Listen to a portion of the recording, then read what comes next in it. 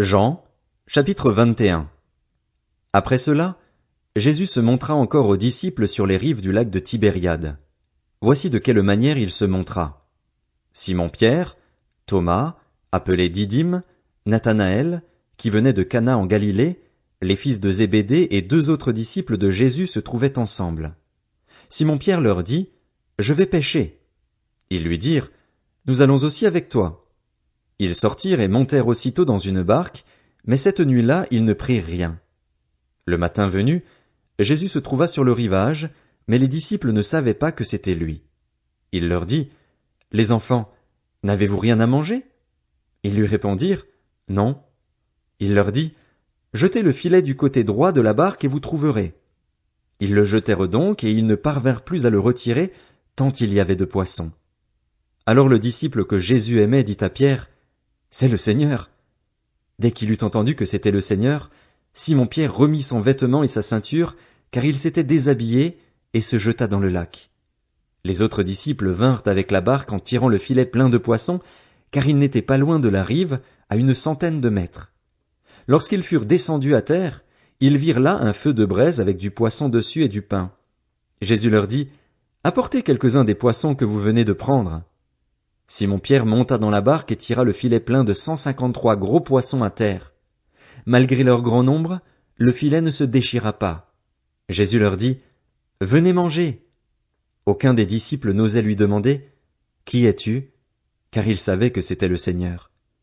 Jésus s'approcha, prit le pain et leur en donna. Il fit de même avec le poisson. C'était déjà la 3e fois que Jésus se montrait à ses disciples depuis qu'il était ressuscité. Lorsqu'ils eurent mangé, Jésus dit à Simon-Pierre, « Simon, fils de Jonas, m'aimes-tu plus que ceux-ci » Il lui répondit, « Oui, Seigneur, tu sais que j'ai de l'amour pour toi. » Jésus lui dit, « Nourris mes agneaux. » Il lui dit une 2e fois, « Simon, fils de Jonas, m'aimes-tu » Pierre lui répondit, « Oui, Seigneur, tu sais que j'ai de l'amour pour toi. » Jésus lui dit, « Prends soin de mes brebis. » Il lui dit, la 3e fois, « Simon, fils de Jonas, as-tu de l'amour pour moi » Pierre fut attristé de ce qu'il lui avait dit, la 3e fois, « As-tu de l'amour pour moi » Et il lui répondit, « Seigneur, tu sais tout, tu sais que j'ai de l'amour pour toi. » Jésus lui dit, « Nourris mes brebis. En vérité, je te le dis, quand tu étais plus jeune, tu mettais toi-même ta ceinture et tu allais où tu voulais.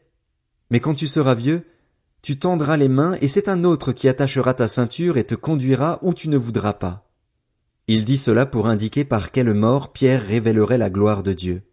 Puis il lui dit, « Suis-moi. » Pierre se retourna et vit venir derrière eux le disciple que Jésus aimait, celui qui, pendant le souper, s'était penché vers Jésus et avait dit, « Seigneur, qui est celui qui va te trahir ?» En le voyant, Pierre dit à Jésus, « Et lui, Seigneur, que lui arrivera-t-il » Jésus lui dit, « Si je veux qu'il vive jusqu'à ce que je revienne, en quoi cela te concerne-t-il? Toi, suis-moi. » Là-dessus, le bruit courut parmi les frères que ce disciple ne mourrait pas.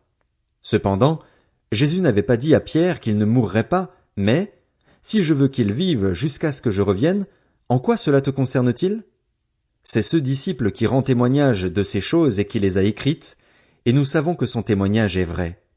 Jésus a fait encore beaucoup d'autres choses. Si on les écrivait en détail, je ne pense pas que le monde entier pourrait contenir les livres qu'on écrirait.